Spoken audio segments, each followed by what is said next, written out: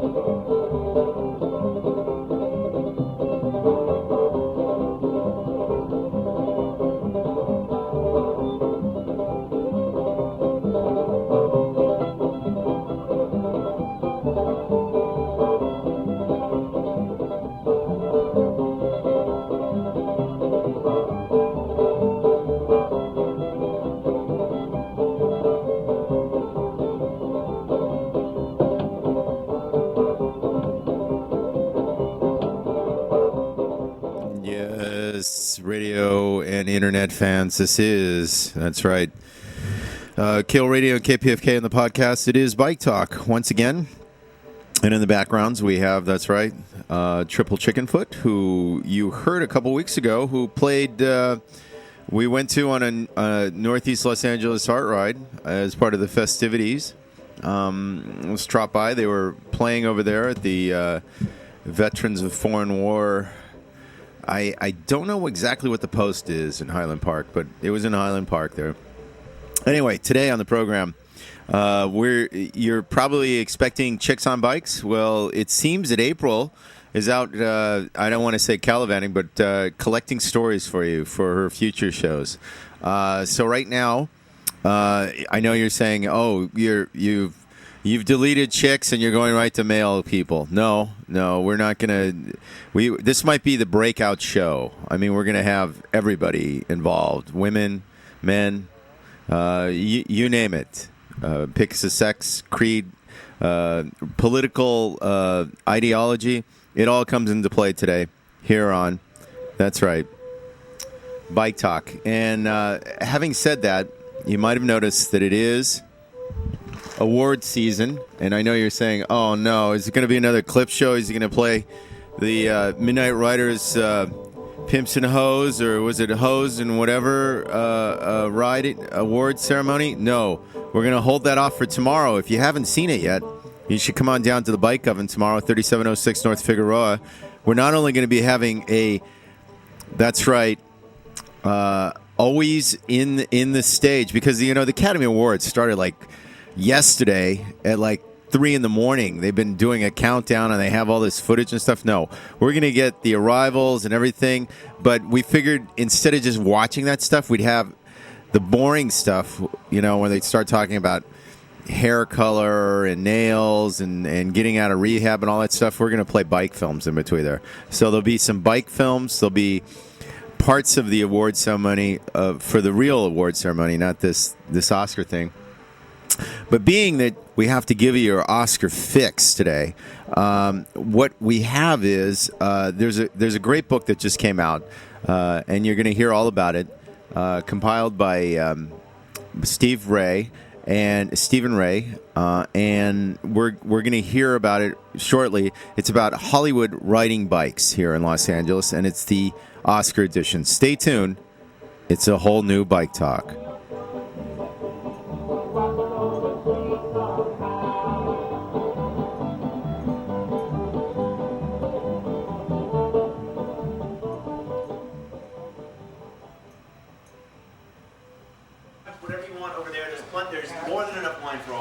So this is Joseph at the Flying Pigeon, inviting you all in, and let's listen in. This is our third Pigeon Politburo, where everyone is made equal, but some are more equal than others, and we bring those guys here to talk. So without any further ado, here's author Stephen Ray. He's going to do a little slideshow presentation, and if you want to buy some books, they're on top of the fridge. And I'm Joseph Brayali, by the way, the owner of the place. So if you got any questions, complaints about the bathroom, I'm the guy. So thanks again. Well, thanks, Joseph. Yeah. I'm Stephen Ray. I guess should I use the microphone, or I should? I can close this. I'm Stephen Ray. I'm a film critic for the Philadelphia Inquirer, and I'm also an avid cyclist. My wife and I both bike to and from work every day, and I ride to screenings in Philadelphia. And we have a modest collection of bikes, mostly vintage British road bikes and club bikes from the 1950s and 60s. And we also have a Peugeot Mixty, and Connie rides a Brompton every day. And I'm going to show you some pictures from the book, Hollywood Rides a Bike. And it started off as a blog. A year and a half ago, I launched Rides a Bike on Tumblr and posted a few photos from my collection. And the response almost immediately. I started the blog on Thanksgiving Thursday, 2010, and by the end of that weekend I had almost 3,000 Facebook likes and response from Tumblr followers, and it's just sort of took off from there, and it's been a lot of fun, just the response from people, and people started sending me images and telling me where I could find other photos. And so I'm going to show a few pictures from the book and just talk about them briefly. And, Should I grab the lights? I'm going to try this light. That's not it. There we go. No, it's up top. The two up top. How's that, sir? Oh, great. This is, as you can tell, it's, and I also, because the Academy Awards are a week from tomorrow, I sort of picked photos from the book, for the most part, that have Oscar-winning actors or Oscar-nominated actors in the images. And so this is Grace Kelly and James Stewart from the time they were shooting Rear Window, the Alfred Hitchcock film, on the backlot of Warner Brothers, and they're riding a Phillips, British-made Phillips bike. If you've seen Rear Window, Jimmy Stewart plays a photographer whose leg is broken, and he's apartment bound in a wheelchair, and through the lens of his camera he thinks he witnesses a murder across the garden from the back window of his apartment, and Grace Kelly plays his girlfriend, and so he's in a fake cast all day on the set, and so here he is with the cast off, riding his bike around on the Warner's lot. Awesome. And then the next image. I think you lost the cable for a second. It's the Blue Man Group.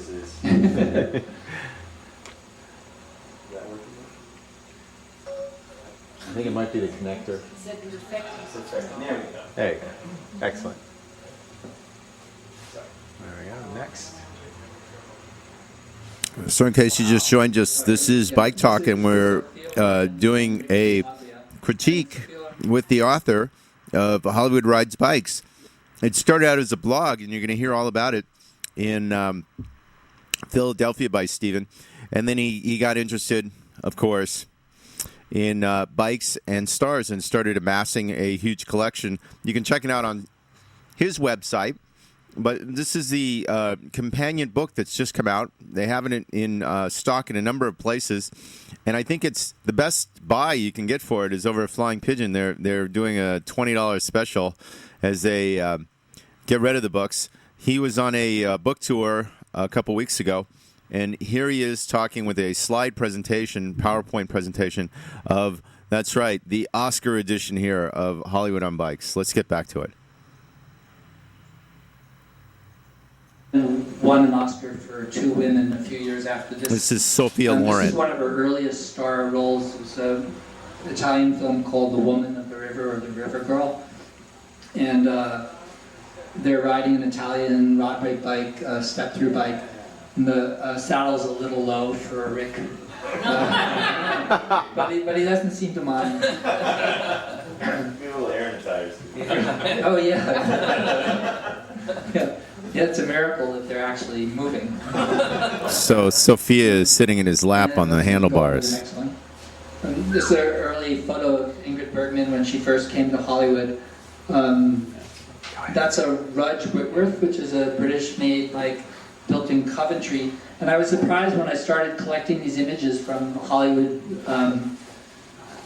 old shots of movie stars on the back lot and riding around, and how many Rudge Whitworths there were.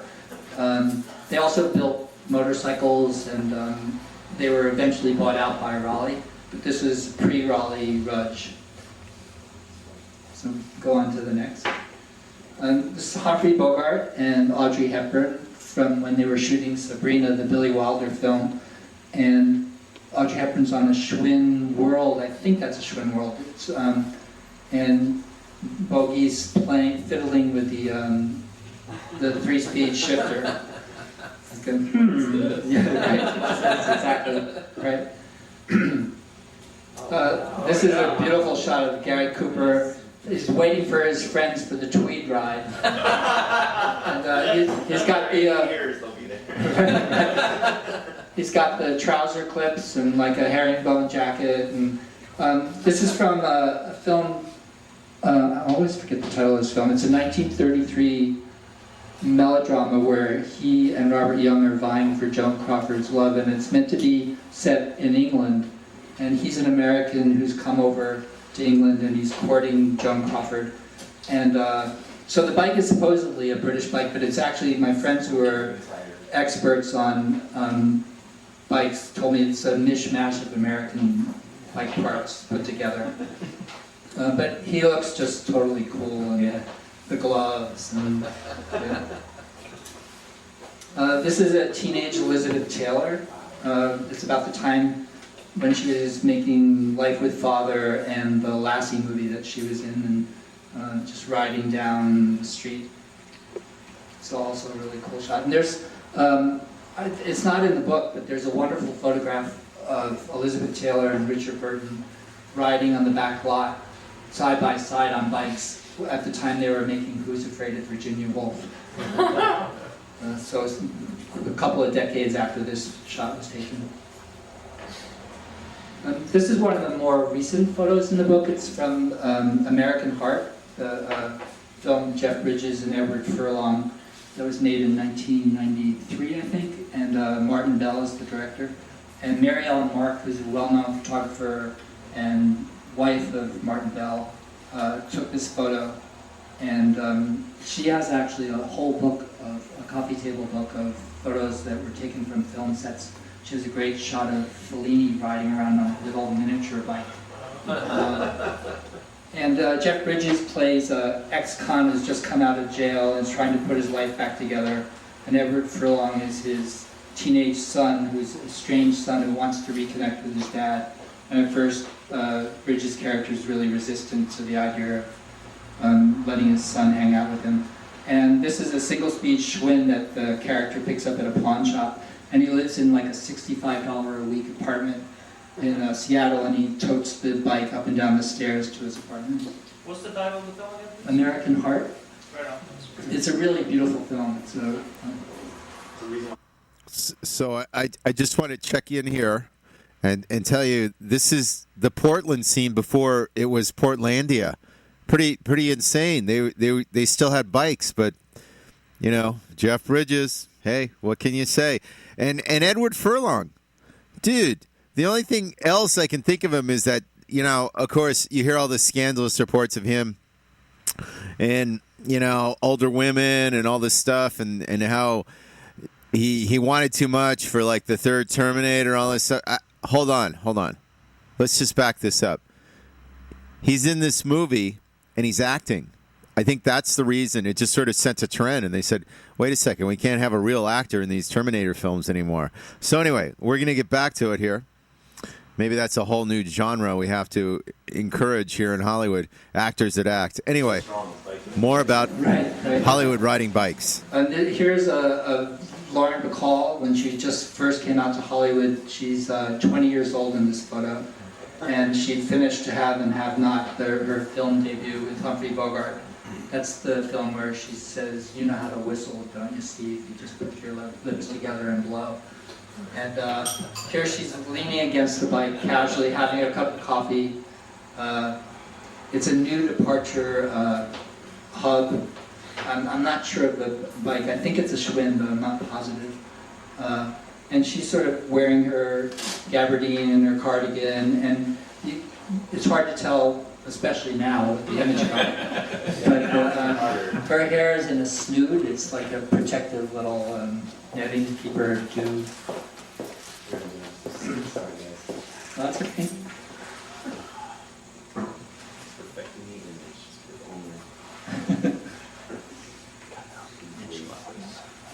And just the Lauren Bacall image is a really rare photo. It's I came across it through a collector dealer in Hungary. Even though it came from the Warner Brothers backlot in the studio, it found its way to Hungary somehow.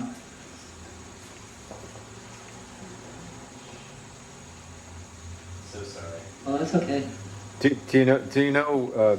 I mean, we're looking at this like it's artwork and it has a provenance, but a photo like that, it obviously originated here. Is it hard to get a hold of something, or we're only seeing prints or something? Or? Yeah, well, this photo was there are very few copies of it in existence and prints, so it is difficult. Determining the provenance of the photos was one of the challenges in a lot of these photos because originally they were released with snipes with little captions pasted to the back, just taped to the back on like onion skin paper.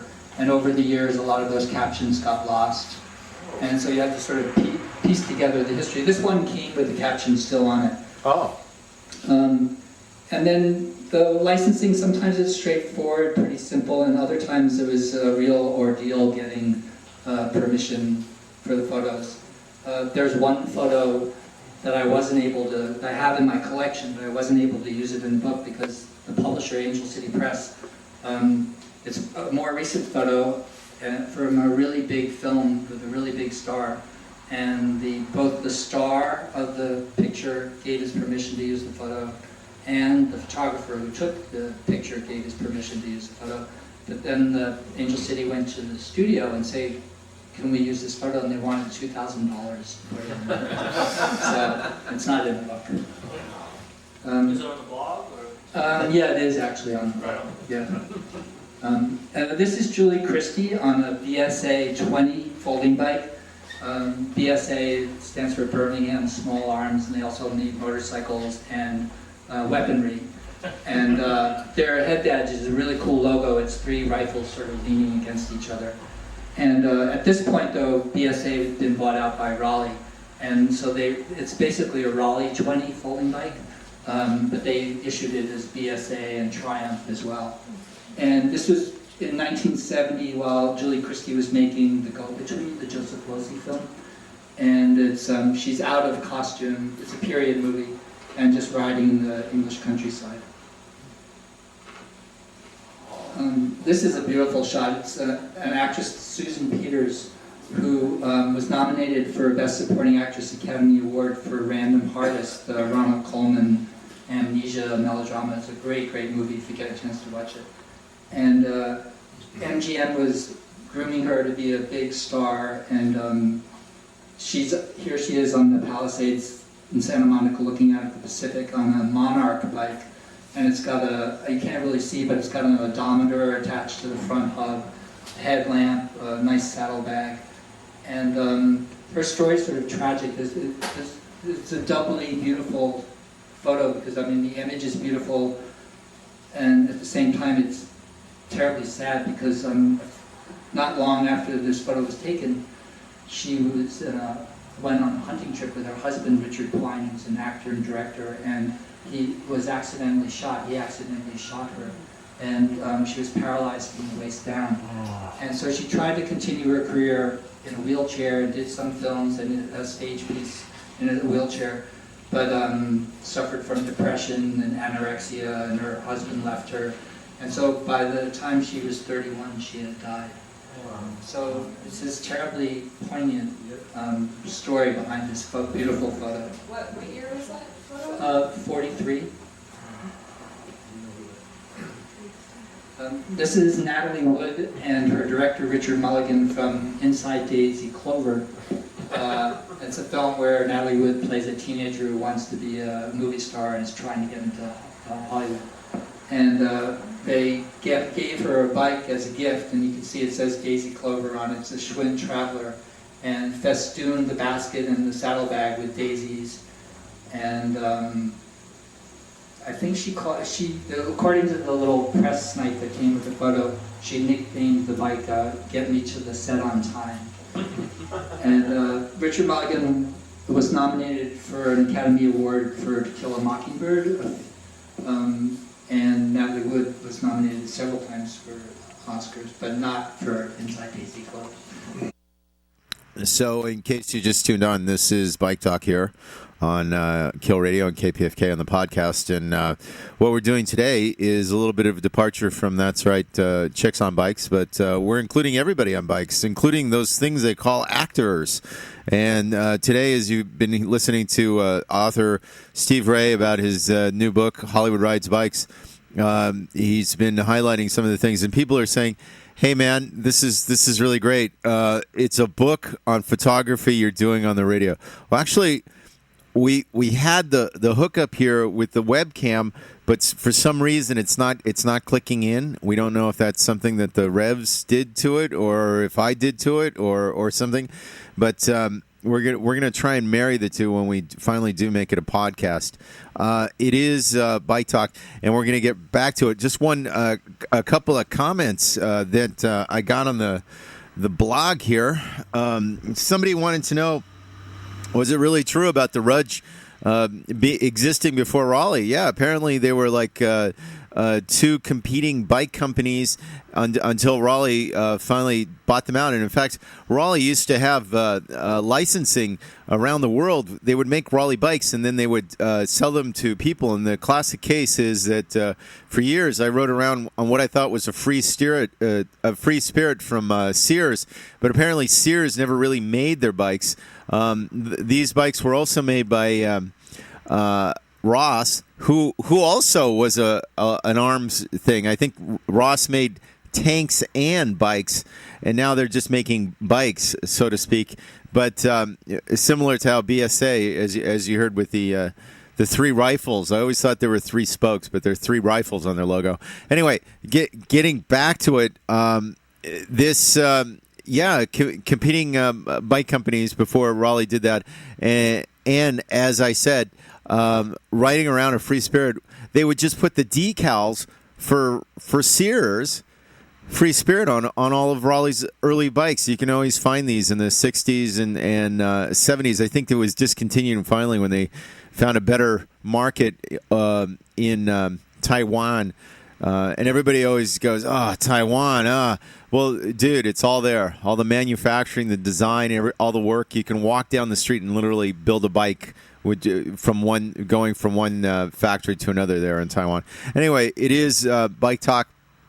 We're going to get back to our edition. I think they were talking about Natalie Wood, and somebody was nodding. It's like Natalie Wood. She's also in that famous bike film with Christopher Walken, Brainstorm. Doug Trumbull, who I think is nominated again. He may have won already because he was part of the technical crew that did some. I think it was a 3D process and a show scan process.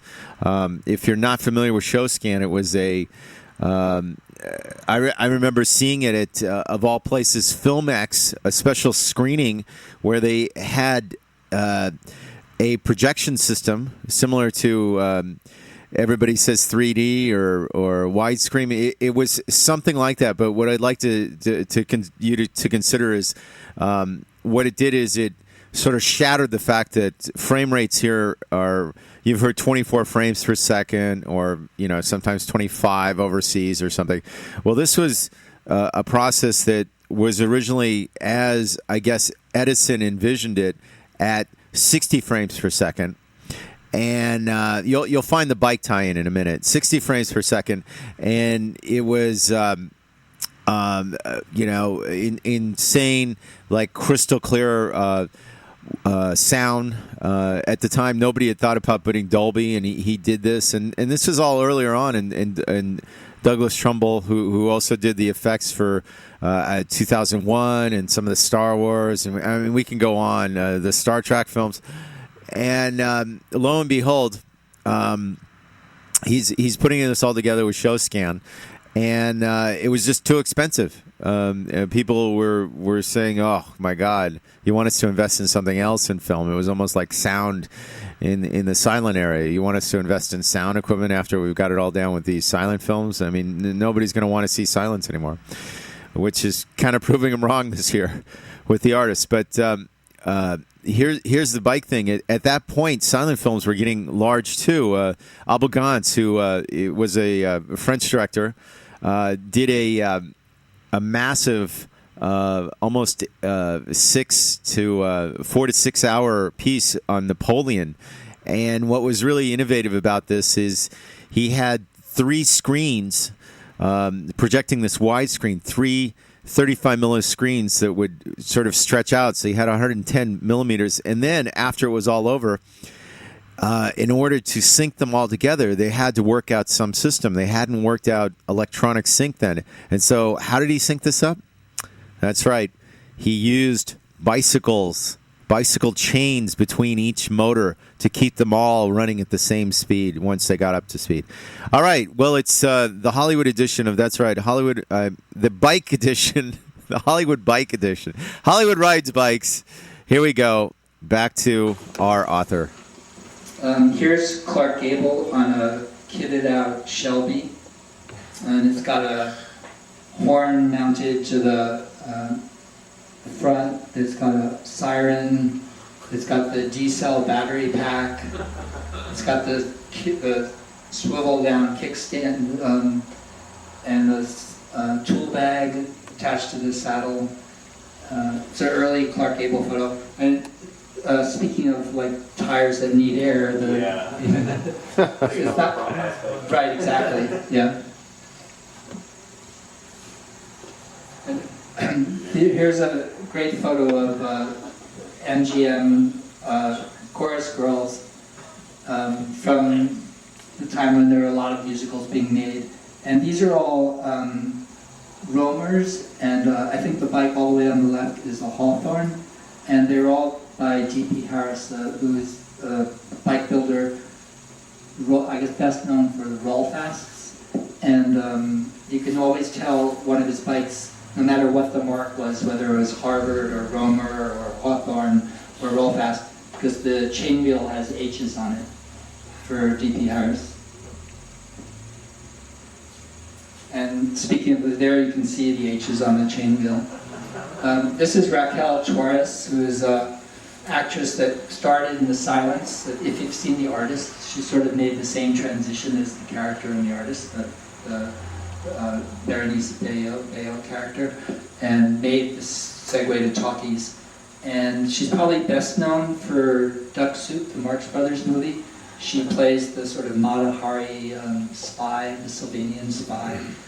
And this is Rollfast, and it's got a chain for the bell, and it's got the headlamp, the mirror. It's just a beautiful bike, and this was taken in Malibu. she was born in East LA. I think she was half. I think her heritage was half Mexican and half German. This is Jane Fonda crashing into the character actor Mark Connolly, and also on a roll fast. And this is Jane Fonda's film debut. She starred in a movie called Tall Story. It's like a romantic comedy about a college co-ed who's determined to marry the college basketball star who's played by Anthony Perkins. And there's this great scene that was shot at Occidental College where she's riding her bike through the quad and loses control and crashes into two of her professors, one played by Mark Connolly and the other by Ray Walston. And her character's name in the film is June Ryder, so aptly named. And she has a horn there and everything. Oh, that's okay. No? This is Marlene Dietrich from a film called The Spoilers, a Western set during the Klondike Gold Rush era, where she's the proprietress of a saloon and hotel, and I think her name is Cherry. And John Wayne and Randall Scott are the guys literally duking it out for her affection, and there's a great fight scene, one of the historic fight scenes of Westerns between the two of them that goes all through the bar and the saloon, and there's these great overhead shots. And so this is obviously between takes on the film on the back lot, and she's on a Schwinn Paramount with web brakes, and in her full spoilers saloon owner regalia. Cycle chic. Yeah, definitely cycle chic. Yeah. This is Joey Brown, the comedian from 6 Day Bike Racer, which is a comedy set in the world of indoor track cycling when they had the marathon 6-day races. And this was actually shot at the Winter Garden in LA when it was a velodrome. And he's on an Automoto French track bike. And the film has some amazing cycling scenes in it, and a lot of the extras and other cyclists were Olympic cyclists at the time. And there are some just mad cycling scenes in the film. This is Louise Albritton, who is a B-movie actress from the 40s and 50s, showing a lot of leg in this sort of phony I've fallen off my bike shot from a movie called San Diego, I Love You. Yeah, I like San Diego too. Yeah. And Louise Albritton starred in some movies with Abbott and Costello and also in Son of Dracula. And Yes, I see Paris, I see France, I see San Diego. Yes, that's what the kids are calling it now. Maybe that's how Carmen Sandiego got her name. Anyway, I digress. It is Bike Talk, and what's going on now is we were reloading the camera, and we're still trying to get here in the studio. I had a couple of calls out to see if we can't get the pictures here. If not, you can always get the book. It's on sale over there as a Flying Pigeon. I think it's actually online, too, in a couple other places. But we're going to put some questions to Steve in the Q&A portion of this. It is Bike Talk today. We'll just go right into it here. And a couple other things. We've gotten some calls about last night's zoo bomb that took place off of Laurel Canyon. And yours truly got to ride up Mulholland and down Mulholland, so to speak. I kidded with somebody that it usually took her 45 to 50 minutes to get up to the top of the hill, and then it was, that's right, 7 minutes to the bottom. So you could do it in an hour, but it all was compressed. So one side took you about 2/3 of the hour, and the other side took you less, not even a third. So anyway, it is Bike Talk here. That's right. Going on today, we're gonna recap the calendar, but we just want to let you know that there is a tweed ride going on at 1 o'clock over at Burns Park, which is just a few blocks east of Largemont on Beverly. So it's Beverly and Van Ness. If you know anything about the studios, it's south of Raleigh and Paramount Studios on Van Ness Street, and you can't miss it. It's a little park there. Named after, I think it's Walter Burns, not from Burns and Stryver or anything, but he was I think a Parks and Rec guy. Anyway, getting back to it here, we have a little bit more of, that's right, Steve Ray on Hollywood Riding Bikes. Stumbled on a evil Axis conspiracy group of people trying to take, This is Bob Hope in one of his pictures playing a mannequin trying to escape people by being on a bicycle. Uses a spa in Washington, D.C. as their cover. And he's infiltrated the spa and unwittingly come across their grand meeting in this room. And in order to hide from them, he's posing in this diorama with this mannequin on these bikes while they're having this conference literally right in front of him, and he's afraid if he sneezes or leans over on the bike, they're going to find him out. This is from an MGM musical called Carefree, and it's Fred Astaire, Ginger Rogers, Ralph Bellamy, and the aptly named Luella Gear. And I think they're on Shelby's, I'm pretty sure. And there's a wonderful bike riding sequence in this film where they're riding through a park, being crisscrossed by other cyclists, and eventually Fred Astaire and Ginger Rogers veer off down a path and are riding and kind of arguing, and at one point Fred Astaire crashes into a bush. Sort of unlike Fred Astaire, was the master of balance and grace. But it's a great sequence and a great film that has a couple of huge musical numbers in it. Then this is a bike noir. It's a Victor. Yeah. Flying pigeon. Yeah, it's a flying pigeon, exactly. It's Victor Mature and Betty Grable in the flying pigeon late at night.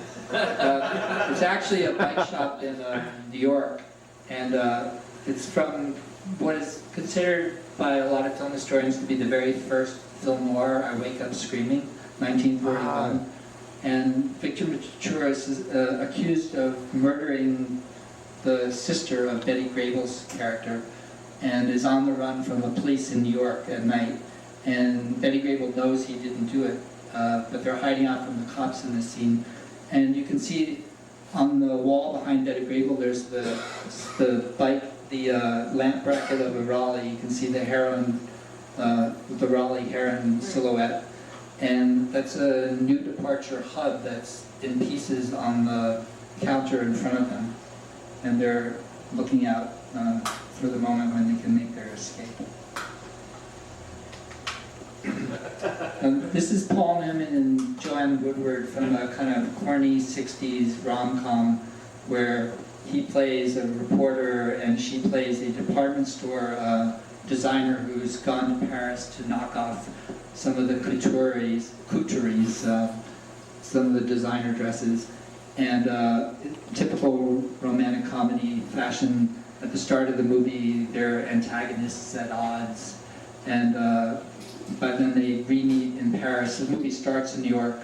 They re-meet in Paris, and she has somehow convinced him, or he's learned wrongly, that she's perpetuating the ruse that she's a high-priced call girl. And so there are all sorts of bizarre scenarios that play out before they finally come together at the end of the movie. And in this sequence, which you get to see the sort of the making of behind the scenes with the guys with the wind machine and the backdrop and everything. It's a sequence where he's gone into a jealous rage because she's told him about this Greek millionaire that she had an affair with. And his bike jersey actually says "Rich Greek" on it. You can see it says "Rich."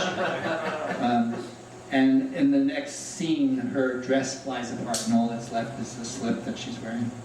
Were they married at this time? I have two other photos from this sequence, and I have one where she's in her slip. Yeah.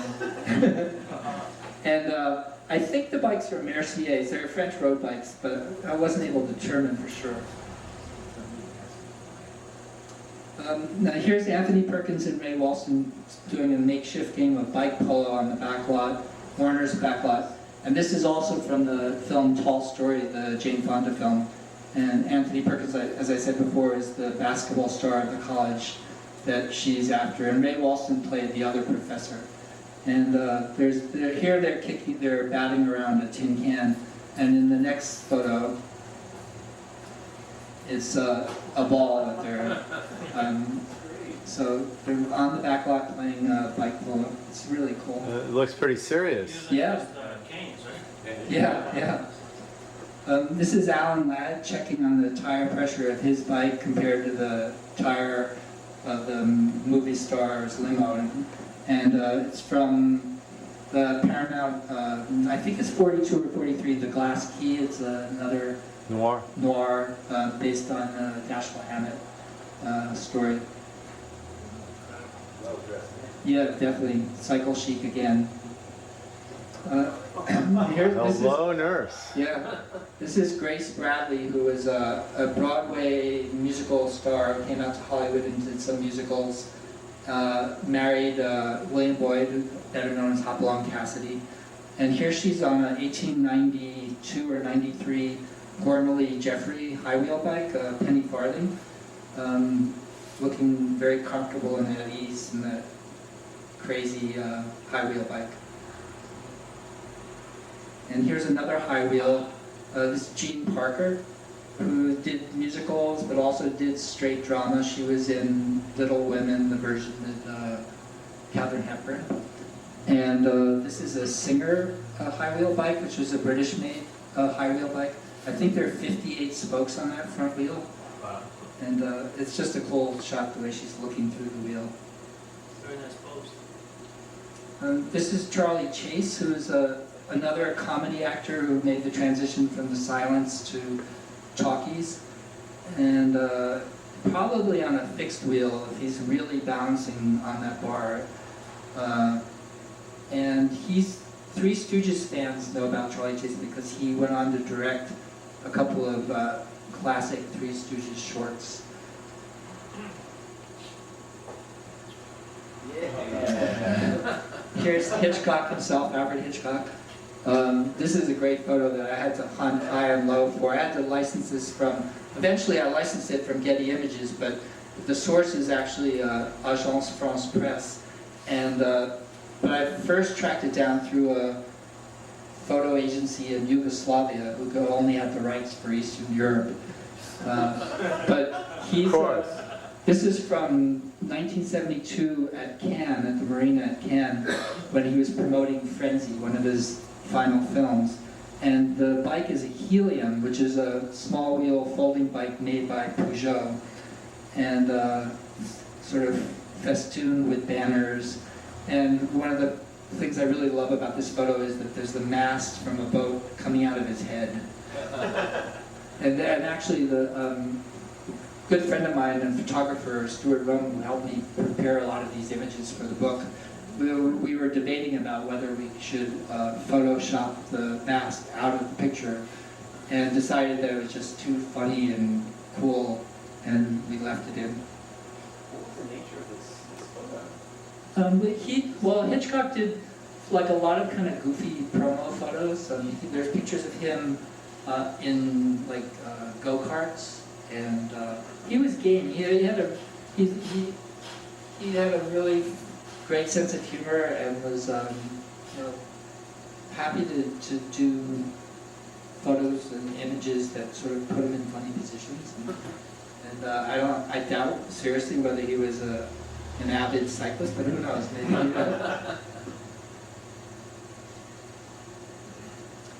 This is Debbie Reynolds and Joan Powell and some other actresses from a film called Athena, which was a musical comedy about 6 sisters who were all health nuts. And so they're riding their bikes, they've just gone to the farmer's market, and then it's sort of it's not an official spin-off of 7 Brides for 7 Brothers, but in that same spirit, but just set in contemporary Southern California. Here's Rita Hayworth, poolside on her bike at the Beverly Hills Hotel. It's just a great sort of cheesecakey bike pose. And here's Rita Hayworth again with Glenn Ford on this really gorgeous French-built Griffon tandem from a film called The Lady in Question that was set in Paris but shot on the back lot. And it was actually a remake of a French film where her character is accused of murder, and she's defended by the father of the Glenn Ford character. And Glenn Ford's character owns a bike shop in Paris. And so in addition to this Griffon, there are like Automoto and Peugeots in the film. And when I was researching this image, I did some research on the Griffon, and you know the great sort of French lithograph posters of the 19-teens and 20s, the Art Nouveau posters. The Griffon bicycle posters are some of the most stunning I've seen of those Art Nouveau, Art Deco lithographs. It's like a gendered bicycle. I know, Years yeah. made for Yeah. Yeah. Right. And there's also like a great little saddle tool bag hanging off the back rack there, and the pump. I mean, it's just a beautiful, beautiful bike. This is, as you can see, Olivia Havilland from the set of Captain Blood, one of the first of many movies she made with Errol Flynn, where it's a pirate ship swashbuckler movie. And she would ride to the set from the dressing room of the cafeteria on this bike with a trailer that was her personal trailer. And it's got, she's reading her script, she's going through her lines, she has her makeup box there. There's a mirror on the lid of the trailer. And one of my friends joked that the Errol Flynn's empties are in the trailer. And that too is a D.P. Harris bike. This is Nat King Cole on a roll-fast exercycle, and it's a photo taken by Bob Gottlieb, who is a Washington-based jazz aficionado turned photographer who took some of the iconic images that we know of today of some of the jazz greats like Coltrane, Billie Holiday, and here he managed to convince Nat King Cole to pose in this kind of silly Yuletide themed photo where he's wearing a Santa's hat and a coat and a big wide belt and carrying a sack of gifts that are all sports related, tennis racket, boxing gloves, has a basketball prop under his arm, looking kind of glum.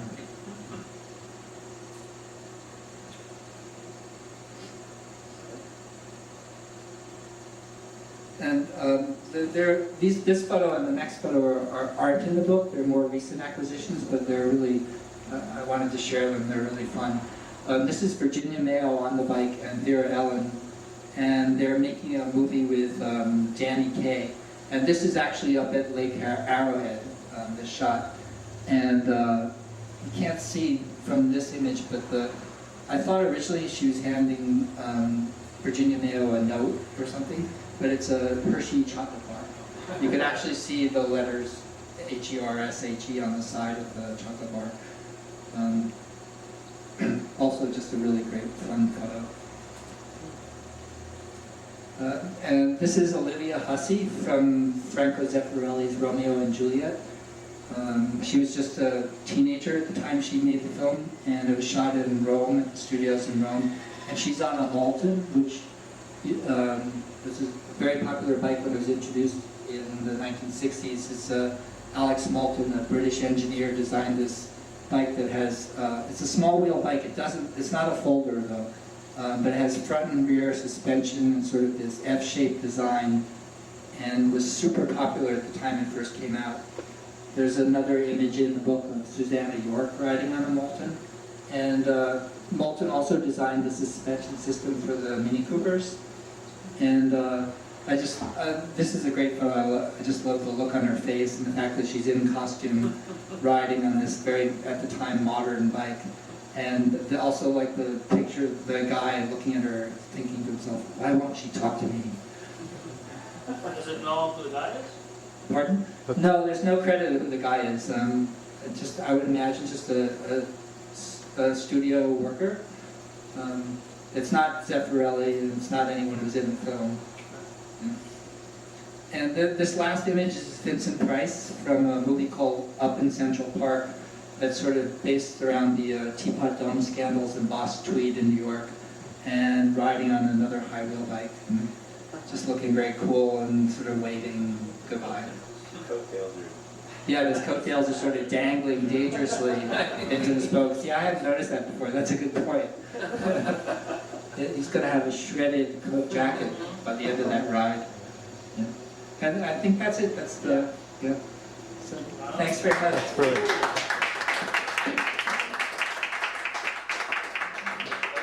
Okay, for those of you to call in, this is Steve Ray. He's got a new book out called Hollywood Rides Bikes, and we're going to get to a Q&A.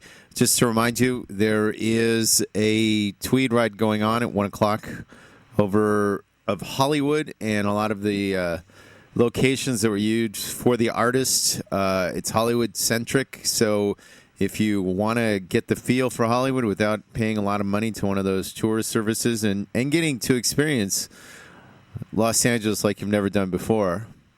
And I know people are saying, what? Intense smog? Intense... I'd like to believe today it isn't all smog, because if you were anywhere near, that's right, Mulholland Drive last night, you saw the fog come in on those mountains where we were on the improvised zoo bomb there, and we're going to have a little bit of that audio too that we collected.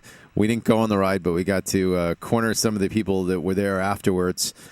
And for those of you that don't believe it and you are doubting Thomas's, yes, it's tomorrow night at the Oven, as mentioned, 3706 North Figueroa. We'll be having a Oscar/bike extravaganza, and somebody was telling me we're also going to show They Lived, which is a film, believe it or not, that I got hired to work the art department on there for a couple days. This is that long ago that I was doing little bits of everything with some of the crew from the old Theater Carnival crew, and we're even trying to get Stephen Holman to come down and answer some questions, because he got really good at packaging after this job. I don't mean like packaging a feature of something, but seriously, just like straight out, like how is this box that your cereal comes in is packaged? And he got really good after a while. He could look at it and say, oh, this is this die cut this many ways and folding in this many ways, because he had to reproduce.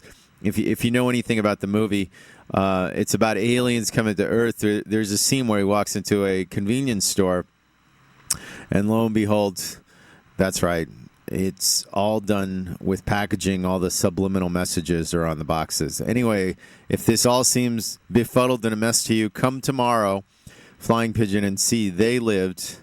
I think we're going to show the whole film uncut after the Academy Awards. Did you really want to see Barbara Walters talking to somebody else again about why they lost? No, it doesn't work that way. Anyway, let's get back to... I remember, just out of curiosity, the one year that... what is it?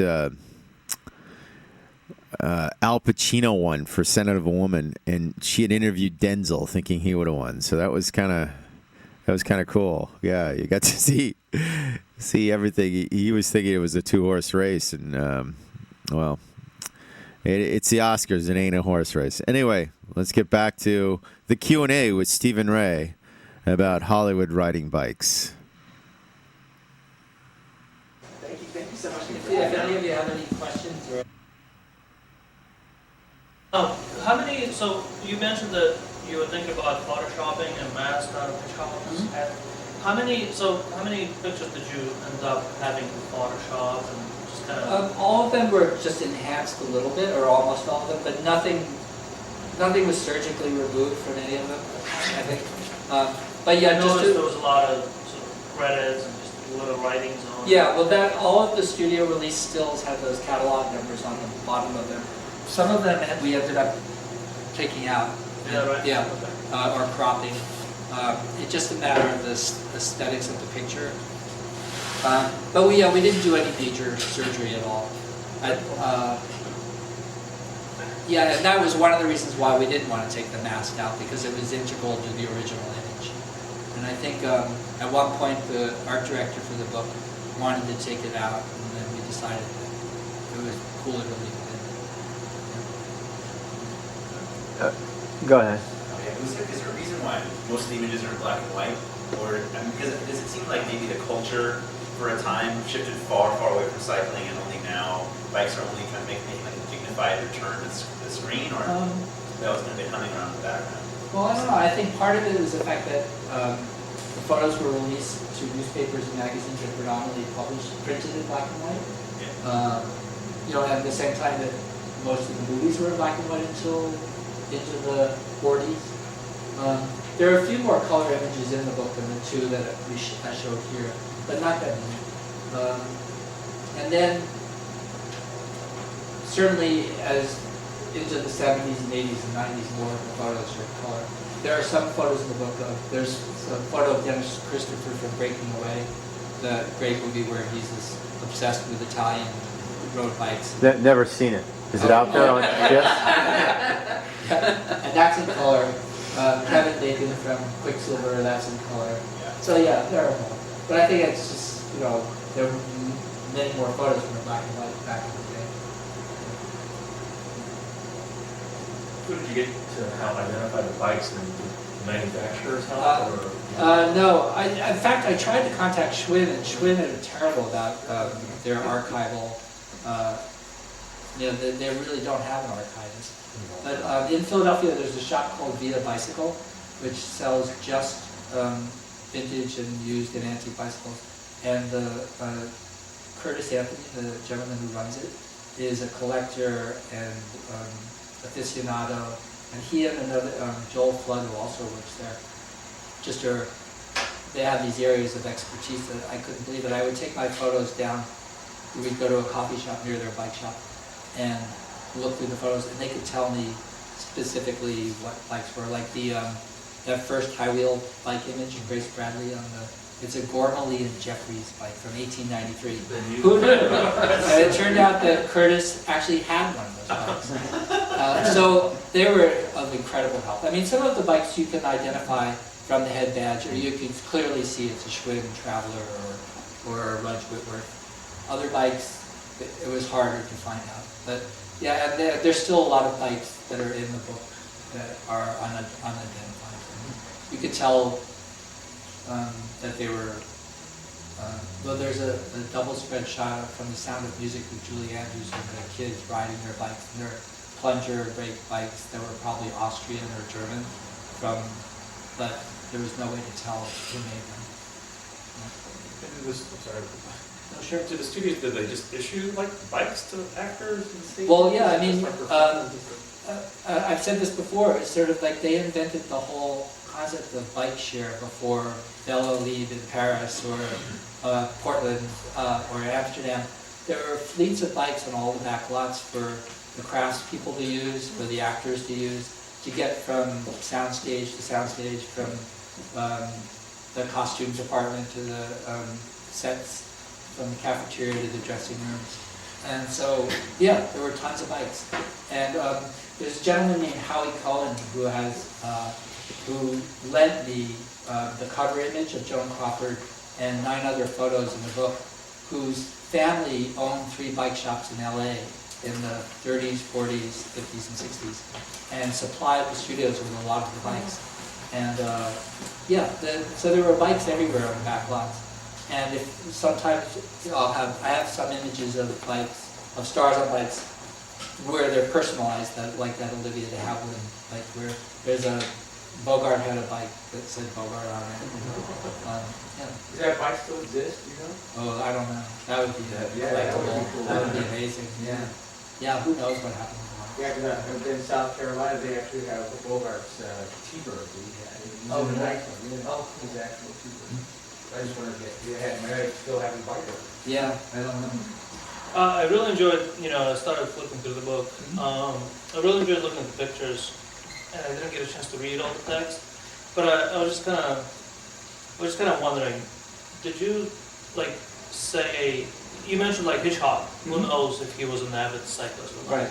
But is it known, which Yes. sort of Hollywood stars Were- were avid cyclists Yes. versus the ones that would sort of just did it for the performance? Oh, certainly.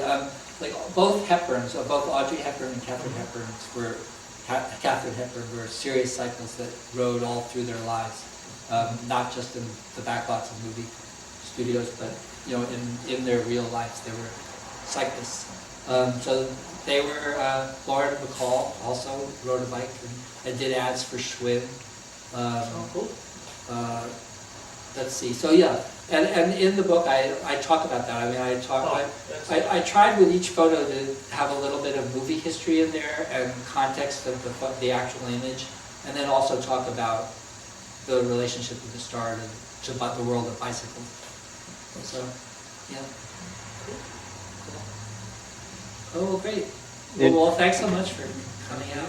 Stephen, I don't want to keep you much longer. No, I want to sure. stay, but you guys, there's plenty of this Trader Joe's buffet of delights. Yeah. that you can get into, and I don't know, Stephen, if you were... The infamous Trader Joe's buffet. Hey, there's a couple more questions. We kept the camera rolling. You're going to hear people just talking in the background, including your own chicken leather. No, I sign your won't name. ruin the book I draw, because I can only draw stick figures. It is Bike Talk, and if you just tune in, that's right, Steve Ray wrote a book, Hollywood Rides Bikes, and we put some questions to him, and there's a couple more coming up. Bike Talk here Saturdays from 10 to noon, or on the podcast on KPFK whenever you like it. So, as mentioned, this week, Academy Awards season, but people in the bike community going, well, they blocked off Hollywood Boulevard. Dude, is that what we can face? We've sort of lost every other real estate to the automobile, and now we're losing a whole street just because of this award saying, hey, it's once a year, and if it wasn't for the movies, I'd hate to think what this town would look like. This is one of those things where we should have the flashback sound effects sound, and we could play for you what Los Angeles would be if there was no movies. It'd be like It's a Wonderful Life in reverse. If you did, there's been a lot of branding with now bike culture and things like that. Do you think one star is going to break out or something? I know that Kevin Costner used to do a lot of things with bikes, at least 2 or 3 of his films. What about current? Do you think it's just one star we need to get and cross over? I know there's this campaign right now, actually, with the Oscars coming up there. There's a guy in Arizona who has a website called commutebybike.com. Yep. And he's trying to get people, nominees or presenters for the Oscars, to arrive by bike. Right. If they need a bike in LA, just have them contact me. Yeah, Honestly, yeah, I've been right. able to any bike in the shop for free. I'm Definitely. sure I could call the manufacturers and we could overnight a bike from anywhere. Right, definitely. I mean, imagine Michelle Williams on a Pashley. That would be huge. Yeah, Wow. that would Yeah, probably yeah. die. So. Right. So there's a campaign to get somebody to arrive at the Oscars a week from tomorrow on a bike. I don't know whether it will happen or not. But there's a bunch. There's Joseph Gordon-Levitt has done a movie where he plays a bike messenger. It doesn't. I thought originally it sounded like Quicksilver, but apparently it's more of a thriller, and that's coming out this coming summer. I know. Yeah. And You know? There's And, some things I can't talk about, And in the new issue of Vanity Fair, the Hollywood issue, there's Right. a photo of Seth Rogen and I think it's Judd Apatow. No, I don't know. There's 3 guys on a bike riding together. So definitely bikes are back and back in the culture. And you see all these Us Weekly paparazzi Right. shots of like Natalie Portman riding a bike or Zooey Deschanel. I mean, or Brad, but he was actually Brad. using his bike because that was the way you get around the Ninth Ward. Right. But people, I know some other. yeah. There are some other stars, contemporary big stars who ride bikes regularly. Robin Williams is a road bike nut, and has like a $5,000 road bike, and people in San Francisco see him riding out across the Golden Gate Bridge, going on his rides in Marin County. And he went to the Tour de France every year when Lance Armstrong was competing. Russell Crowe rides a bike. I interviewed him a few years ago. I can't remember for what film, but he was telling me that he rode to the set every day from the hotel where he was staying on a bike. So yeah, there's still. So we're just waiting for the crossover Right. for TMZ to start covering them. Like, excuse me, we can't follow you. You're too fast on your bike. And you're like, well, come on. Right. And someone was joking that, when you're interviewed on the red carpet, and who are you wearing? What designer are you wearing? What are you riding? What are you riding? Yeah. Which would be so great. Yeah. Very nice, Steve. Oh, well, thanks. Copy, here they are. Absolutely. And thank you so much. Steve. Oh, well, really thanks. appreciate it. Flying pigeon signatures. Oh, I'd love to. The advanced copy we got, I guess. It was. All right, so the books are getting signed about bikes, and we had another call in here about something on the Zubon. We're going to get to it shortly. We're still trying to organize some of the things. The phones seem to be okay. Here, hold on a second. Let me try this once again. There it is. Here. Hello. Check. We're sorry. Your call did not go through. Well, it sounds like the phones are working. Here we go. Before he opened your shop, he saw the need for bikes and stuff too. So we'll probably need a copy for you to sign for next door. Too. Okay, sure. Absolutely. And we're going to buy it though. Okay. We're not going to, Yeah, it's not one of these free to do. Steven, thank you so much for coming out. I just really, I'm so happy. Likewise, I've got to give you some fortune cookies and some more bike flying pigeon swag. Oh, sure. Flying pigeon swag, did you ask? Yes. Be the first caller, 213-252-0998. And we'll see if we can't get you some swag here. That's 252-0998 here at Kill Radio. You said you were the film critic. Do you ever just, obviously you buy films, but do you buy films and find yourself watching for bike scenes in movies? Yeah, I do. That's what I do too. I actually have a VCR and I try to record them, and sometimes I show them in the middle of things just between reels or something, just to keep people interested. So, silly ones. There's a couple of famous ones. There's a William Holden film where it's supposed to be in Malaysia and they're protest on bicycles. Oh, yeah. Have you seen that one? I think, yeah. It's really great. There's been a new network that shows old movies, the This Network, so you tend to see more. I believe that was called Fourth Dawn or something, or Dawn Fourth or something, and we're going to see if we can't fill that in tomorrow during the Academy Awards / Bike They Lived sequence. And then there's a famous one. I'm big into B movies because I work with a lot of directors that are into horror films and stuff. And of course, Die Monster Die. There's a famous scene where he gets to town and he can't rent a car, can't rent a motorcycle. And the guy goes, "Why don't you go rent a bicycle? They might lend you one of those and stuff." And it's a great. Die Monster Die? Die Monster Die. Okay. Boris Karloff, one of his last things. Oh. What? Yes, he's gonna sign that one. This young man would love. Alistair? A-L-A-S-T-A-R. All right, so Alistair is getting his book signed. That brings to the forefront the fact that the Flying Pigeon still has an art wall, and so does the Bike Oven. And this month at the Bike Oven, it is Chris Wallace who still has his wood pieces on jazz artists up there, and everybody was going, "Who's that center guy with the glasses?" That's Scatman Gandhi, who's there. Who knew that Gandhi, in between doing all his peace work in India and all those things, that he could scat. And yeah, I didn't. Attenborough didn't cover it. Sir Attenborough didn't cover it in his landmark film on Gandhi that he won the Oscar for. But lo and behold, he's up there on the jazz wall along with some of the other luminaries, reggae. Bob Marley, could go down the list. But you should see it for yourself over at the Bike Oven. Here we go. I don't want any part of this. Then if it's not an evil conspiracy. Right now, at the American Planning Association in America, there's these Tea Party types that think that planning for bikes is part of a UN-backed black helicopter agenda, and they have No. no. I mean, and that has shot down some really great bike projects all over America. This one, they got about a dozen or almost 24 cities have just like killed the bike plan because it's a UN conspiracy. Right, and and it's a the big deal. transportation bill that's before Congress, they're trying to eliminate all of that. Everything, Yeah. everything, which is just awful. crazy. Yeah. But I don't know.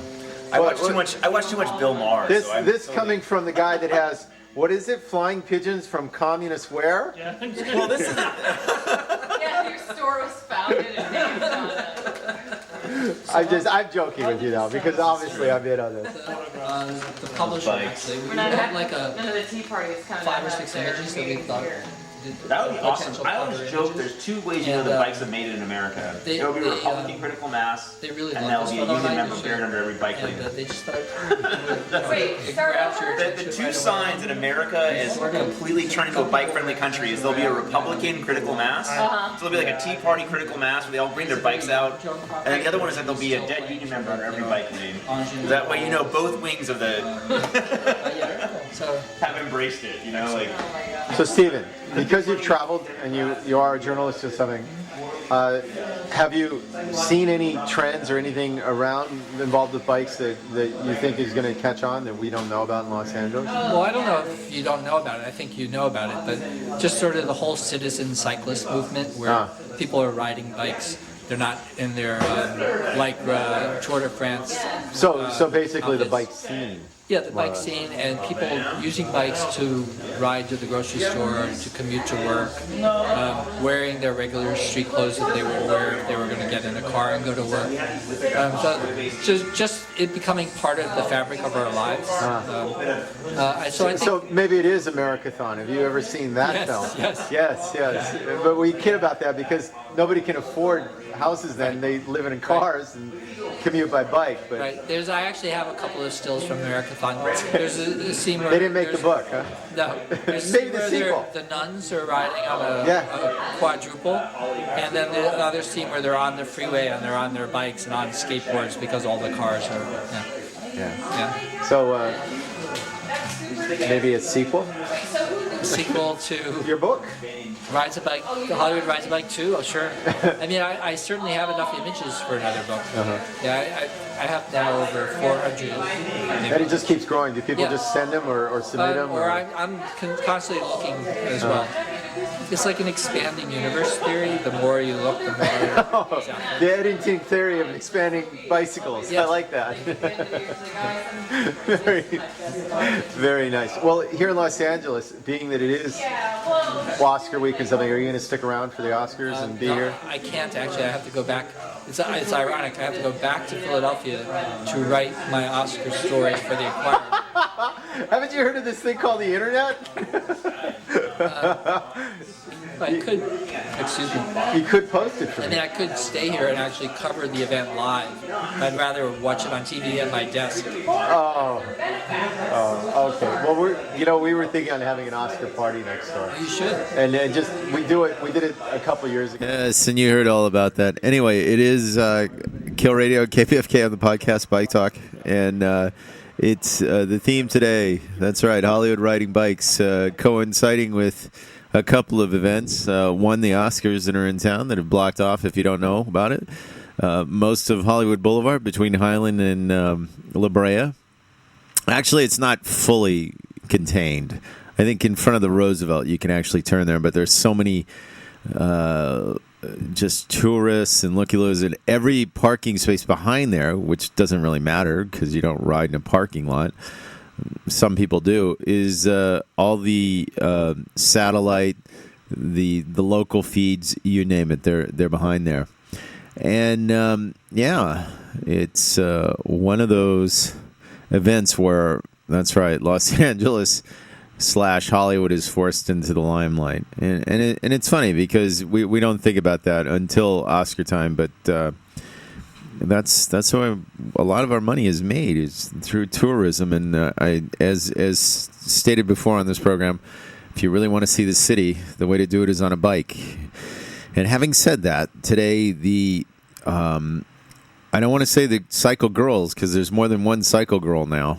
So the cycle women, the cycle men, the cycle people. There you go. The cycle up with people. I'm sure they sing if they want to. They're going to bring out their sound systems, their extravaganza. They're even going to, as you heard last week, auction off a bike. Donated nicely and without any kind of hooks or hinges by the people of the Belgium Brewing Company, who are just going to sit back and enjoy all this community donating this bike, and you can get into the raffle, and maybe you'll go away with a new Belgium bomber, one of those beach cruiser kind of things, extravaganzas. I don't even know what the price is on one of those things, but really nicely laid out. And that's going to be later on at the Cat and the Fiddle, where they have the after party from the Tweed ride. So it just keeps going on and on and on today. Starting about 1 o'clock over there at Burns Park. And we're going to play now. We're trying to get somebody on the phone, so we're going to play a little bit of this now and see if we can't get them on the phone while we listen to it. I was looking for the Zoo Bomb last night, and then afterwards I got to hook up with, that's right, after the Laurel Canyon going up the east side, which is, the north side going into the valley. That's the side I thought they were going to bomb down because it's more of a straight route and you can pick up some speed. They decided to go down the curly route in Los Angeles. So instead of going up through Hollywood and meeting them halfway, I went the other way and missed them twice. But I caught them the third time. Here we go. It is the Zoo Bomb. Top of Mulholland, apparently they left already. One of the cars came by and told me the fog is coming in. Somebody left their bike here, locked up there.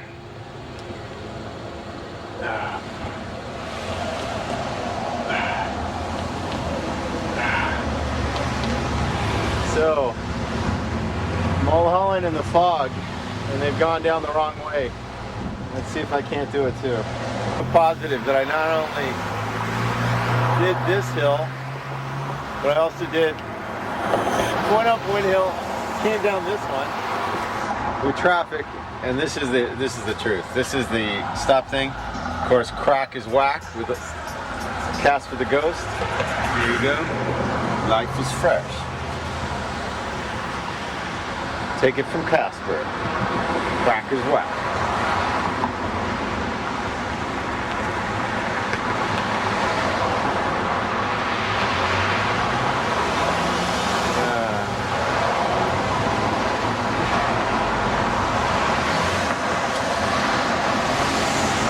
So much for the Zoo Bomb.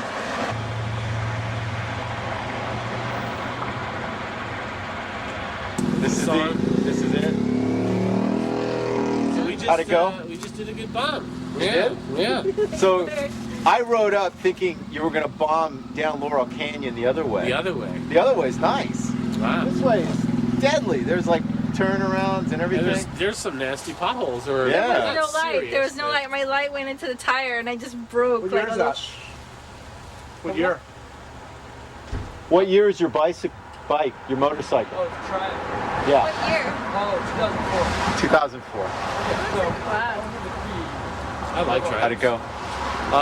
It was awesome. I see you're wearing your Yeah. chainmail bubble wrap again. Yeah. Very nice. It Very nice. worked well. So Hey, Nicole, she took a little bit. Oh, now she's got the leg well, warmers. Oh, fashion statement. I can just see everybody wearing those nowadays. They were on my knees. So I'm sporting the zoo shirt here. 70th birthday. Oh, for Yeah. Zoo Bombers? Oh. That's Portland. Yeah. No, this is LA. This is, well, actually, San Diego. The zoo, but maybe we should next Yes. As you remember earlier in the show, I love San Diego. Awesome. I say Glendora Mountain Road. I say Signal Hill, Long Beach. So about this time, when you're trying to decide new places to bomb, Barley Eye brought out his bike that of course, Paul from Atomic Disciple said it was too high-tech to ride. It was one of those ones Olivia Hussey was on, kind of molded after that. What was it? Designed, what is it, a Monif? We're going to go back to it, but here we go. Pull it towards you. There you go. You go? Or excuse me, was it a Harman? We're going to go back and look at it. I'll get that.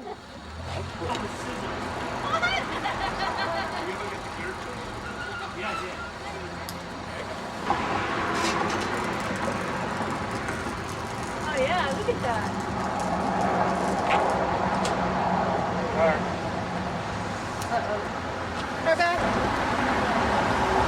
like that thing. There's like no rust. I cleaned it up a little bit. Pretty awesome. It's really cute. Oh, this had like paint on it, silver paint, so I took it off. You should just ride it all the time. Oh, that's nice. There you go. Whatever you guys want to do. You want to go back to your place? Yeah. I have to go to work at 9 in the morning. So this is it. You like that? Shed my bubble wrap. I'm gonna reuse it later. He's a new baby. He's a newborn baby. This is really cool.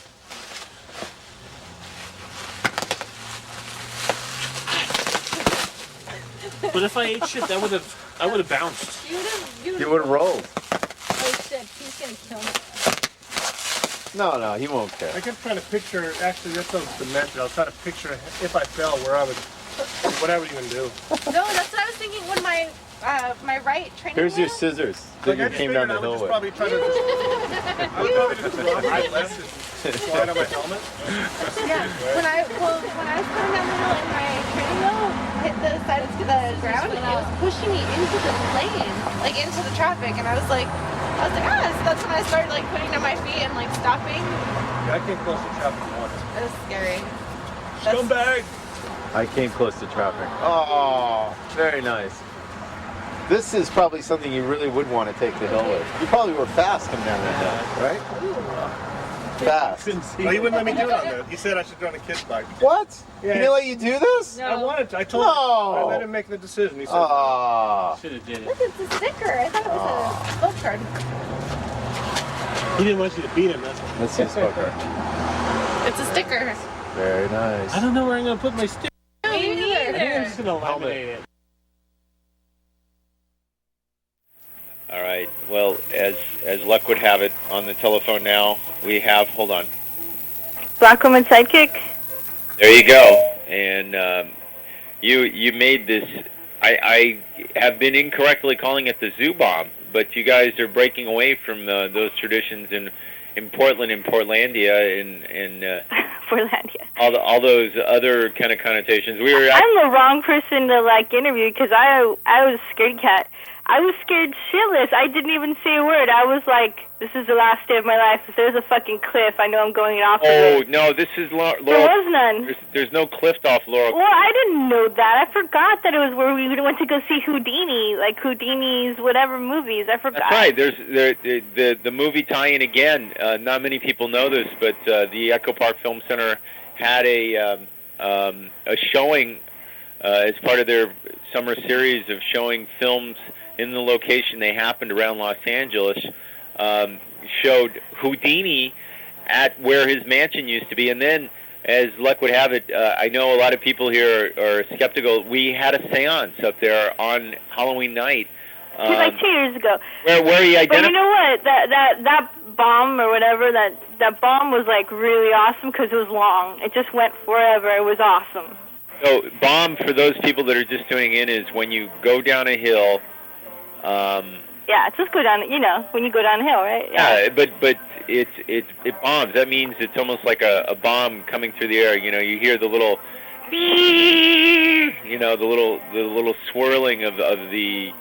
I don't know what it is. Okay, so I think I would have went faster if my light didn't fall into my tire. So it was completely dark in some parts. So I just automatically broke when there was complete darkness. Yeah, we talked about it because, as I said before, I thought you were coming down the valley side. And so did we. But it's no offense, it's steep, but it's paved better, and there's not huge chunk holes. And yeah, the chunk holes are the scary part, But next time I'm maybe gonna make a seatbelt, to keep me propelled in the bike or something. And then. Put the other 3 tires on, and you've got yourself a little cart or something. No, you can't do that. There are rules to this. I mean, it's got to be 16-inch. Even Brad brought in a cool Italian 16-inch touring bike, and it wasn't allowed. I thought it was a French copy or an Italian copy of an English bike. Maybe whatever it was sweet. It looked like if you go to Midnight Riders. It looked like that, like under the bomb squad. It was that. He posted that going like, is that cool? But no, he had to ride a little kid's bike. It was fun though. I told Paul from Atomics, I'm like, so are we gonna go again? And he's like, no, enough for one night. But you know, I think we had the spirit of Houdini on that whole stretch that we would have made it. I think we could have done it endlessly. So it's like Houdini's ghost, since we went with all those people that were like, you know, with the radio things dialing in Houdini and everything like that. A lot of sucker punches to the abdominals, huh? The solar plexus, right? What? That's how he sort of passed away. They surmised it wasn't from a ruptured appendix like everybody says, but complications. He used to have this act where at any point you could come up to him and he could tighten up his muscles so much in his solar plexus that you could hit him and he wouldn't feel a thing. I mean, he had, you know, heavyweights hit him and not a flinch. I guess that was it. Yeah. But you know, I had a feeling like, you know, I had a feeling I was gonna make it, but you know, I didn't know the hill. Like for some reason, I had no concept of what the hill was. You've never ridden up Mulholland or? No, I've never been on Mulholland Drive. The I don't want to say the hard way. We should go. We should go do the Charlie Sheen ride where they put that car off the cliff and stuff. Yeah. Yeah. Well, it's funny because there's all sorts of great hills to go up. I'm not so much thinking of that one it's tons of traffic, but something like Outpost. There used to be ways to get across the hills there, cut through from the Hollywood Bowl. The only reason people use it now is just to find cheap parking up there in the mountains off La Presta or all these other things. But Outpost used to be a great hill to get to the top of before, I guess, Madonna moved. Yeah, I mean, I was all in. Like, you know, Borfo's like, oh, don't worry, we're going to bubble tape. I got plenty of bubble tape. It's fine. Yeah, I was like, no, I just want to be, like, in a bunch of pillows, like a huge amount of pillow. And then he's like, no, duct tape. And so then we're duct taping. He's duct taping Nicole, and he's duct taping himself, and then I'm, like, helping. And then Nicole's like, I need some duct tape over here. And then he tells Nicole, he's all, you know this is just for looks. Yeah. At that point, I was all like, fuck it, I don't need duct tape. I don't know if bubble wrap can actually perform a function like an airbag or something. I mean, we hear all these things about how they used airbags on Mars to... Well, you know, the only reason I did this ride was because it was logically the only ride I thought that could be possibly done without, you know... Like, my engineer mind said, you know what, I'm lower to the ground. You can't really totally flip. You just stand up. You know, my mind said, I could do this. You know, like, I could totally do this. Like, some other things, you know, like soapboxes. I love to do soapbox. One day I'll build it when I get my studio set up, but, dude, you flip. Looking soapboxes. Well, something like this, I think you could really... have some accidents with well, like the way Borfo was going to ride that bike, he was just going to stand on it and go down the hill. That's why I said, dude, you wear my football gear because you're going to fucking fall. Yeah. You guys all made it down because we interviewed you, so that kind of supports the fact that you were all alive after the ride. Well, that was just a big joke anyway. Yeah. Because, like, I wasn't dead serious that I was going to die. I knew I was going to do it. But I just wanted everybody else to, like, think, like, that's just so ridiculous. Somebody would say they're going to die, that they'll do it too. But nobody's got that kind of sense of humor anymore these days. So if you know the topography of Laurel Canyon right there at the top of Mulholland going south, it's pretty steep coming down. Were you guys braking the whole way on that little ridge, or what was it? Well, like, I didn't brake at all until it was completely dark and my light didn't work. And at that point, I was braking everything. I was braking because there's so many bumps in that road you couldn't even see. How far down were you at that point? Were you closer to where? And then the ambulances came. I thought they were going to pick me off the road for I thought the ambulances were coming for you guys. That's what I thought too. I'm like, where did everyone go? And obviously everyone went like faster than me because they had better lights and they could see like all this shit on the road. I heard the ambulance at that point. I was at the top just getting to the top of the hill, and I thought, oh, something must have happened. And I was really, at that point, I was putting on, I think I was suiting up to come down because I literally just soaked the shirt. But I didn't know it was going to be that hill. I mean, that was like a good hill. I thought there was going to be like chances where you could just fly off the cliff. Like doing the coaster break, I didn't do the coaster break, but like being the scorekeeper, I thought, oh man, he's going to throw us some crap. We're going to run into trees and we're going to like jump off, like we're going to go off cliffs by accident and stuff like that. I totally thought it was going to be like that. Well, Paul from Atomic Cycles is quite a character, but I don't think that's in his cards. The thing that I'm trying to bring up is that the terrain there in the dark and the fog was coming in. It was foggy. There was no light at all. Like once my light turned down into the ground, I was like, I'm fucked, and there's no one else around. So there's the ridge there in front of the market that you come down.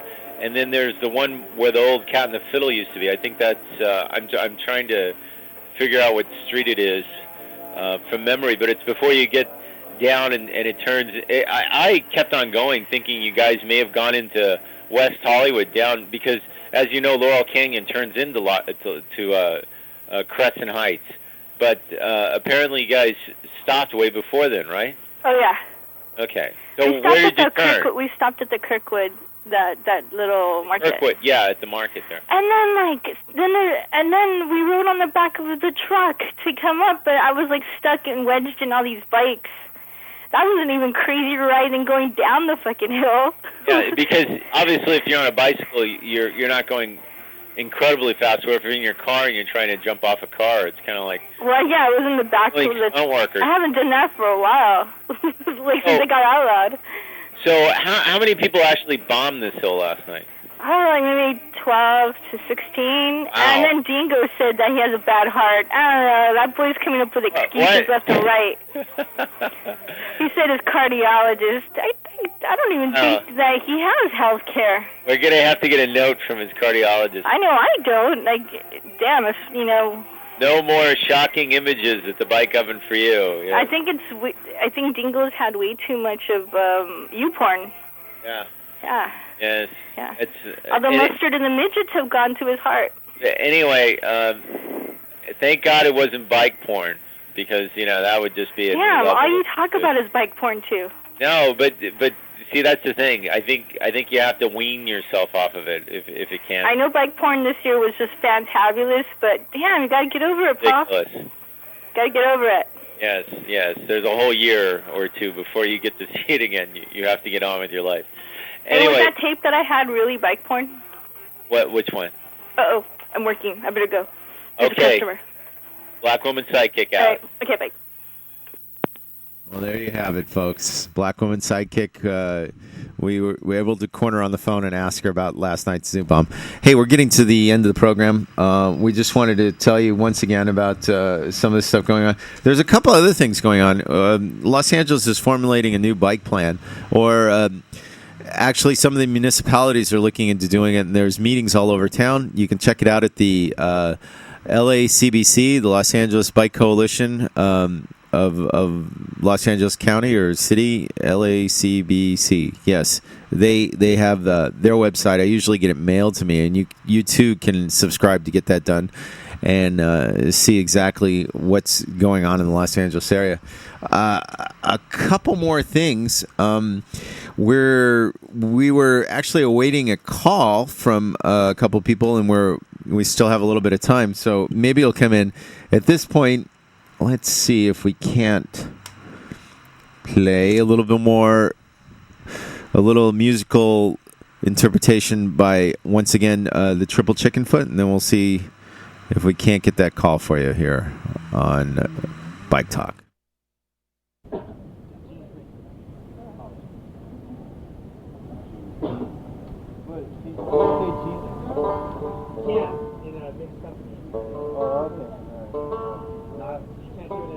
Christmas, right? You can't say Christmas. You say talk about war.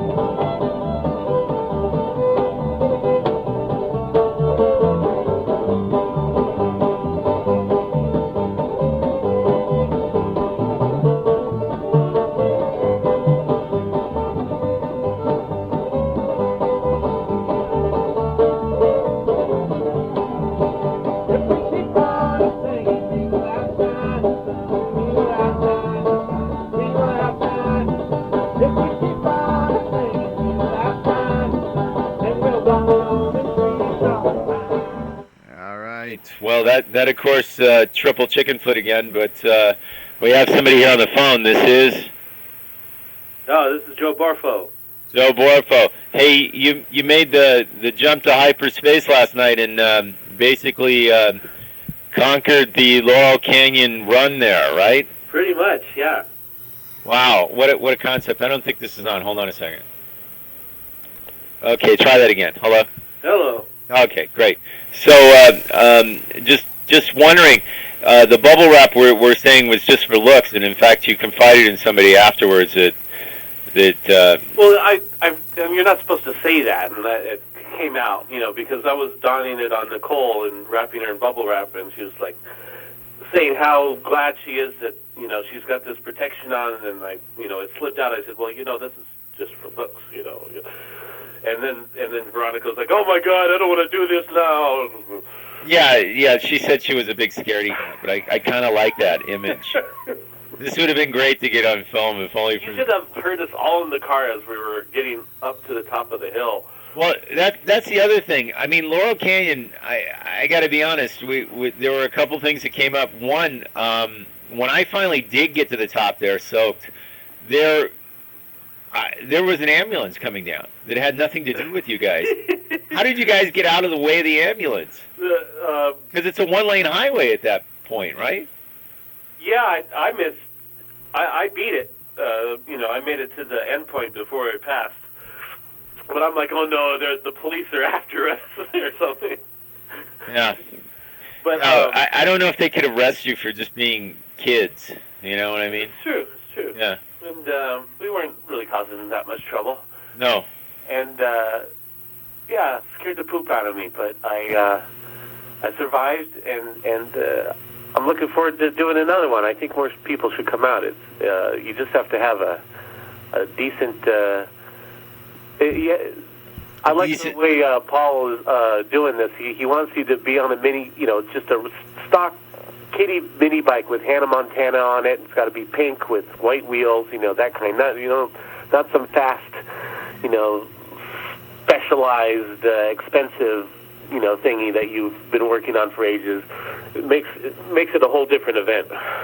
Now you brought up Hannah Montana. Is that the breakout artist here? What about Justin Bieber bike? Or I know there's no Beaver bike out there, but maybe there will be after this race. I think that's a good. I'm going to start scoping out a Bieber bike.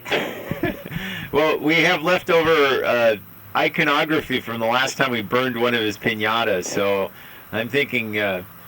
The Beaver bike might be the next one. I know that Veronica get out there on a Mystic, which I had no idea they built Specialized or whatever it was. Well, I think hers was really classy. It kind of had a coaster feel to it.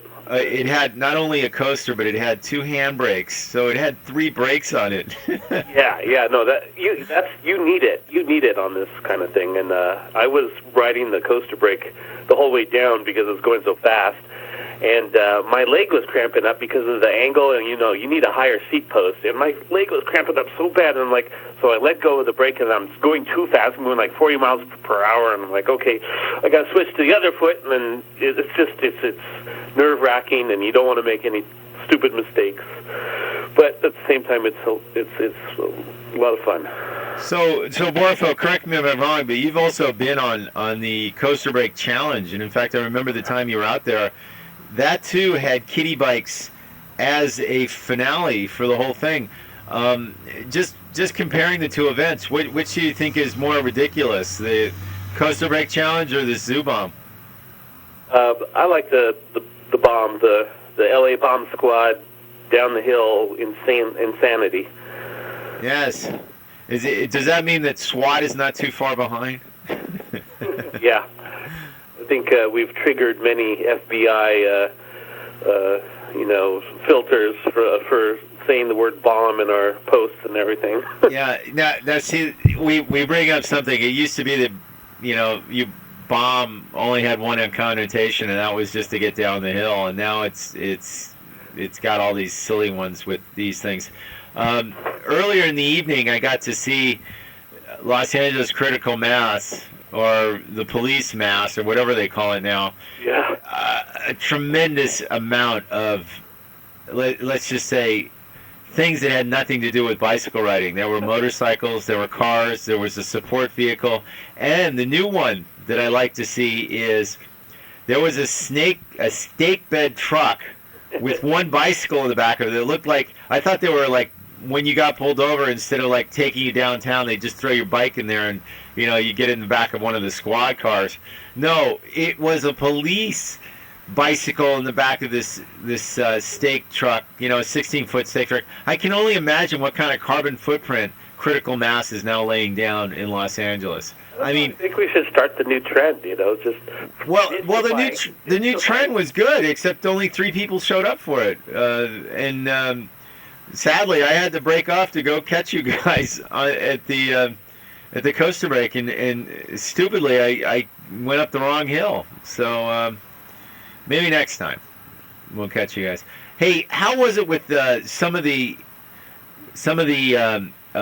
conditions, climatic conditions, the fog coming in? Wasn't that amazing? It was just like ominous fog. It was like a horror film or something. It was just pouring over the hill when we got to the top. That's why I was freaking out. I was like, oh my God, it's like foggy, it's going to rain. It was just like an ominous sign. Isn't this how all horror films start? Yeah. It was perfect night. I hope we do it again. So you've sort of been the forerunner in this new bubble wrap kind of thing. Do you see yourself building like maybe an Alien kind of one of those little like suits or something that you pull a ripcord in like a avalanche or something, and it just blows all up when you fall off the bike? The next costumes Veronica and I are going to be working on. We've got a special surprise with the ripcord and gas canisters. Yeah, gas canisters. There's all kinds of stuff going to happen.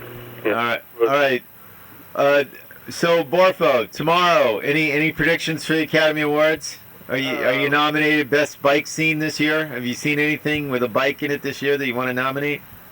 I say vote for Borfo2012.com. All right, we'll let you go. And thanks for calling back. I know you got to get to. Are you going on the Tweed ride today? Or are you gonna? I can't make it. I got another event going on that I got. Well, see, that's every bike event in LA. It's always packed and jammed against some other bike event. So true. All right. Enjoy your event and see you on the road. Oh, absolutely. Yeah. All right. Take care. Thanks a lot, man.